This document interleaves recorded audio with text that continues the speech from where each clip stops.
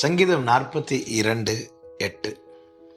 ஆகிலும் கர்த்தர் பகற்காலத்திலே தமது கிருபையை கட்டளையிடுகிறார். காலத்திலே அவரை பாடும் பாட்டு என் வாயில் இருக்கிறது. என் ஜீவனுடைய தேவனை நோக்கி விண்ணப்பம் பண்ணுகிறேன். கர்த்தருடைய பரிசுத்த நாமத்திற்கு மகிமை உண்டாவதாக. தாவீது சாட்சியாக சொல்லுகிறார், கர்த்தர் பகற்காலத்திலே தமது கிருபையை கட்டளையிடுகிறார். தாவீதுக்கு தேவன் கிருபையை கட்டளையிட்டார். கட்டளையிட நிற்கும்.